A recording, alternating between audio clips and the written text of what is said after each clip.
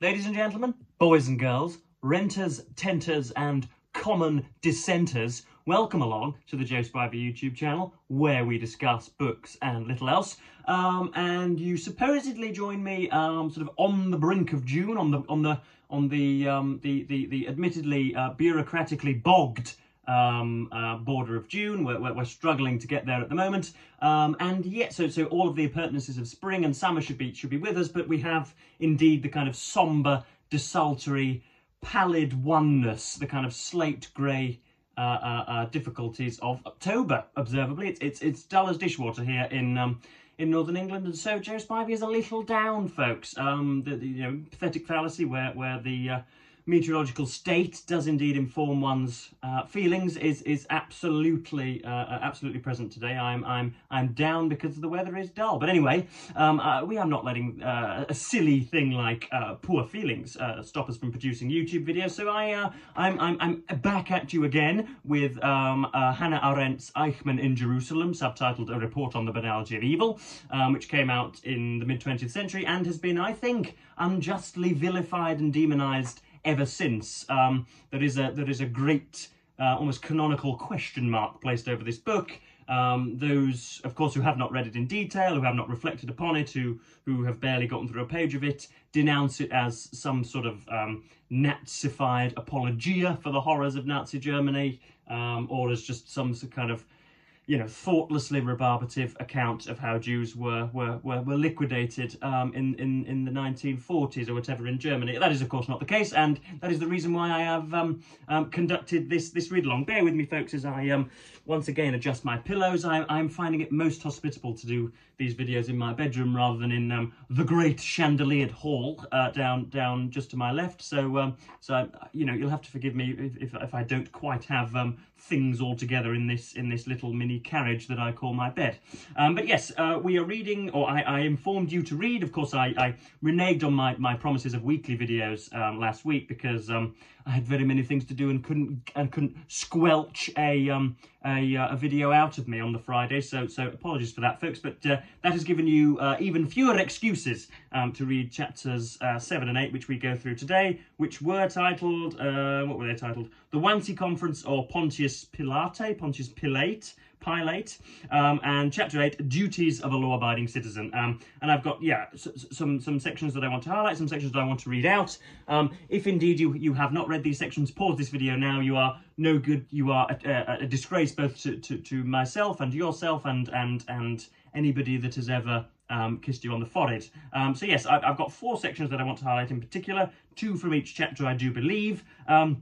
The first of which refers to Eichmann's deference to his superiors and the way that he, again, once more, sort of outsourced his conscience and moral compass to those who were superior to him in the RSHA or in the Gestapo or in the secret police, all the individuals, the Heydrichs and Himmlers and Hitlers of this world that were superior and held more sway in the Reich, were vouching or were advocating for the final solution, and therefore he was just, nodding along with people who were perhaps a little more deft and adroit, and that obviously falls by the wayside very, very quickly, and Arendt skewers it as she ought to, but nonetheless tries to encapsulate it. The Wannsee Conference was, I think, in 42, when Heydrich, along with many shamefully abundant members of polite society, decided that Jewish emigration ought not to be the final policy. It ought to be the barbaric industrialized eradication. So this is just a section where Eichmann seems apparently to be sort of laughing in his cups and somewhat proud of the position he holds. There was another reason that made the day of this conference unforgettable for Eichmann. Although he had been doing his best right along to help with the final solution, he had still harboured some doubts about such a bloody solution through violence, and these doubts had now been dispelled. Here now, during this conference, the most prominent people had spoken, the popes of the Third Reich. Now he could see with his own eyes and hear with his own ears that not only Hitler, not only Heydrich or the Sphinx Muller, not just the SS or the party, but the elite of the good old civil service were vying and fighting with each other for the honour of taking the lead in these bloody matters. At the moment, I sensed a kind of Pontius Pilate, I think is I'm going to pronounce it, feeling, for I felt free of all guilt. Who was he to judge? Who was he to have his own thoughts in this matter? Well, he was neither the first nor the last to be ruined by modesty. And we've all seen this to a greater or lesser degree. I think sometimes during the 2020 SARS-CoV-2 pandemic, when we exhibited far too much faith in one or two cognitive domains rather than looking at things holistically, and we were just far too deferent to as it were, the experts. I don't want to engage in any of the anti-intellectualism of Michael Gove, for example, but again, I'm always looking for modern applications to this and the ways in which it sort of speaks truth in the 21st century, and that's one of the few ways. So again, another way of Eichmann sort of telling us all that he had very little to do with things and was just following orders and nodding along, most of which again just completely falls by the wayside. Next up, we have again a kind of another section about the ubiquity of anti-Semitism throughout Europe in the centuries gone by, and I'm sure the centuries to come. We are not, in fact, as some of you have pointed out to me in shoddily written emails, isn't it always the kind of the recalcitrants and the malcontents that are poor practitioners of grammar? Haven't we noticed that, folks? Maybe it's because they're just sort of sweatily bringing out messages. But anyway, in some emails you've called me to account for but it is not the fact that we are lessening the Nazis' potency and their malice by saying that they were just tacking onto a kind of a millennia-long prejudice. But what we're actually doing is sort of zooming out and contextualizing one of the oldest bigotries ever to have existed, and the ways in which the Nazis did essentially. I mean, it was a particularly strategized and specific and demonic anti-Semitism. Never before had it been weaponized publicly and given the kind of academic reinforcement of very many Aryanists or whatever.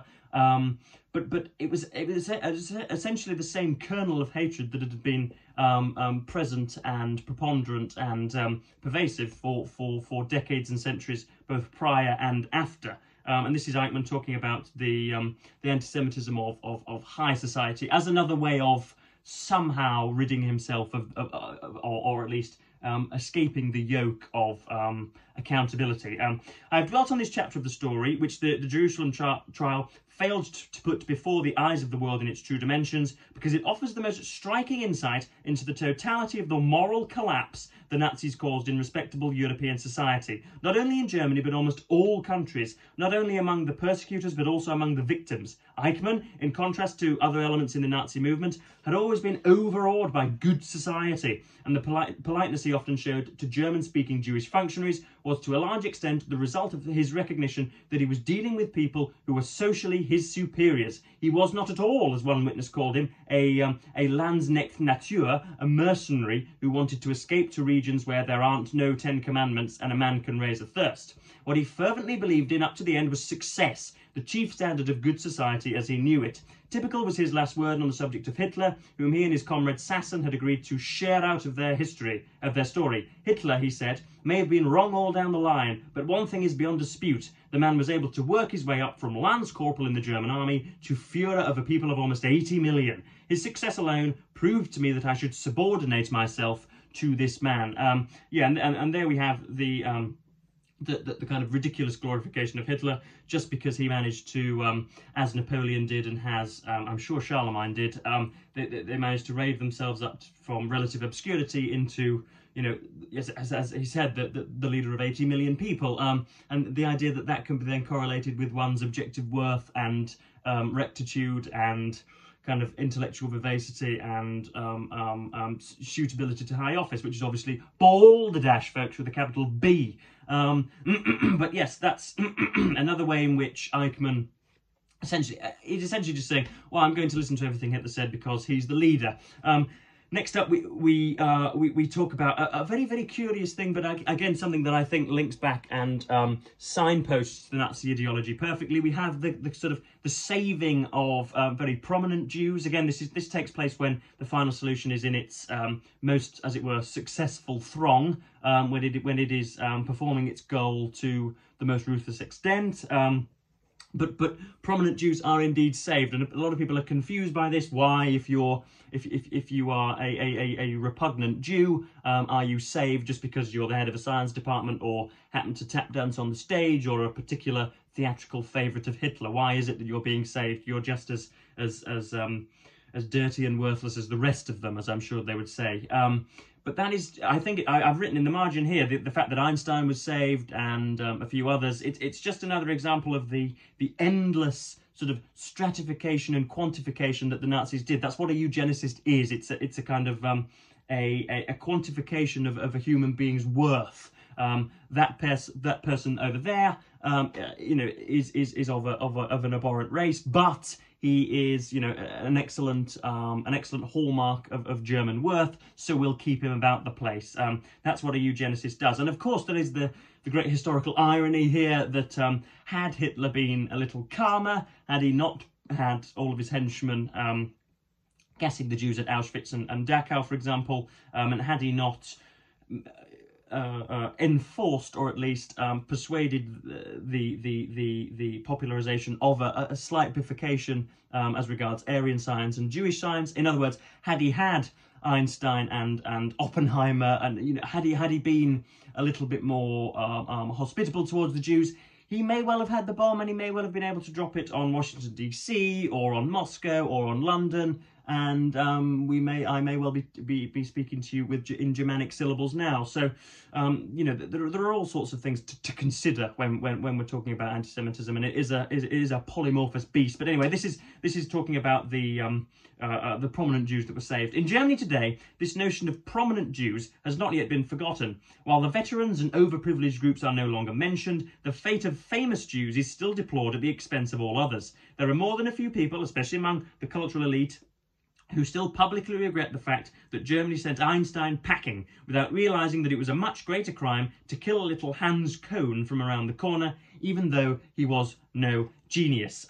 And the final section what's the final section talking about? Oh yes, this is the distinction between the kind of enforcement of law and the subordinate following of Hitler's words and pronouncements. The idea that Hitler's orders carried all of the potency of law enforcement. In other words, if you were to disobey Hitler, then that was opening you up to sacking or to shipping away of yourself. This is obviously not the case. You could, as we've discussed many times throughout here, Eichmann could very easily have just kind of deposed himself, as it were, or resigned and gone off to ignominy, and not ignominy, but relative obscurity, and would never have been heard of again. But he wouldn't have, as it were, millions of Jews on his conscience. But anyway, this is the final section. The distinction between an order and the Führer's word was that the latter's validity was not limited in time and space, which is the outstanding characteristic of the former.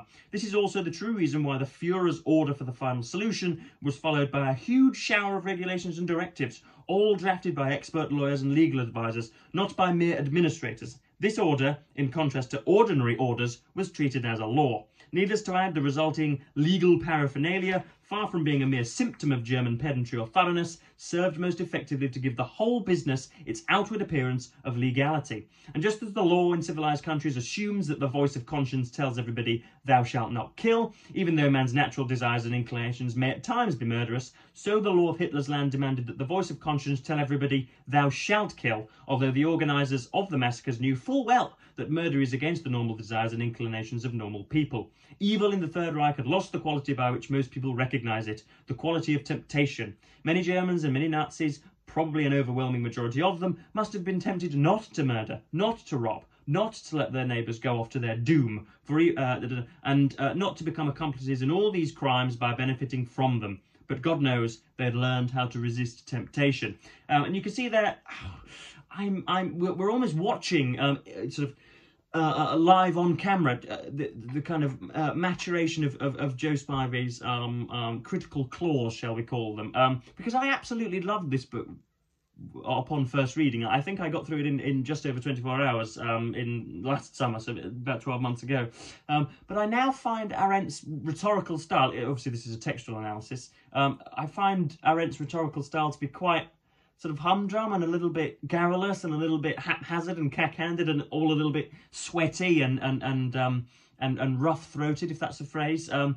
She seems to be sort of on the soapbox finger-wagging and caterwauling at thunder rather than sort of taking us through this really effectively. And I know that comes later. That's when she really sort of that's really where she earns her bread or whatever. When she's talking about when she stops referring to history and when she just kind of draws out a kind of metaphysical mind map for us all. But yeah, I haven't been ever so impressed with the way it's written. I still think in sections this is death by parentheses, but 'twas ever thus. We're obviously not going to be able to change that, and we ought to move on with our criticism. But yes, that's been another 2 sections. I am going to order you for next week, folks, for those of you that are still aboard the boat. For those of you that haven't jumped ship just yet, we have the matters, the specificity of the deportations to encounter in our next video, and so I don't think there's going to be an awful lot to pick up upon. But so I'm going to order you to do chapters 9, 10, 11, and 12, all which start with deportations. So from Germany, from Western Europe, from the Balkans, and from Central Europe, right down to page 205. So we're currently at 149, so 55 pages by next week, and we'll go through the deportations and the consequences and concomitants therein.